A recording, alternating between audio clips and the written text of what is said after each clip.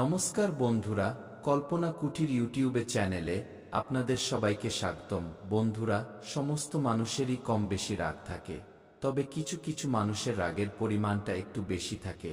তার ফলে পরিবারে অশান্তি সৃষ্টি হয়, রাগের কারণে পরিবার বিরক্ত হয়ে ওঠেন।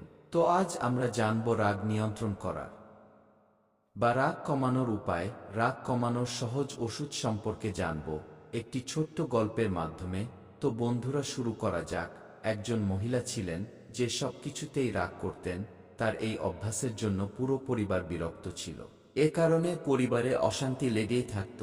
একদিন একজন সন্ন্যাসী মহিলার দরজায় এলেন। মহিলাটি তার সমস্যা ঋষিকে জানালেন। বললেন, মহারাজ, আমি খুব তাড়াতাড়ি রেগে যাই। আমি চাইলেও রাগ নিয়ন্ত্রণ করতে পারি না। কিছু সমাধান বলুন। তখন সন্ন্যাসী তার ব্যাগ থেকে ওষুধের বোতল বের করে তাকে দিলেন এবং বললেন যে যখনই আপনি রেগে যাবেন, আপনার জিভে এই ওষুধের 4 ফোঁটা নিন। ওষুধটি 10 মিনিটের জন্য আপনার মুখে রাখতে হবে। 10 মিনিটের জন্য আপনার মুখ খুলবেন না, অন্যথায় ওষুধ কাজ করবে না।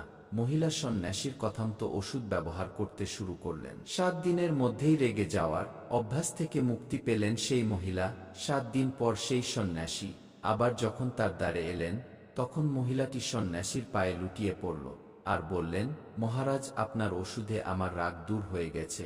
এখন আমি রাগ করি না এবং আমার পরিবারে শান্তি আছে। তখন সাধু মহারাজ তাকে বললেন, এটা কোনো ঔষধ নয়, ওই শিশিতে শুধু জল ভর্তি ছিল। নীরব থাকার মাধ্যমে রাগের চিকিৎসা করা যায়। কারণ একজন রাগান্বিত ব্যক্তি উল্টোপাল্টা কথা বলে, যার জেরে বিরোধ বাড়ে।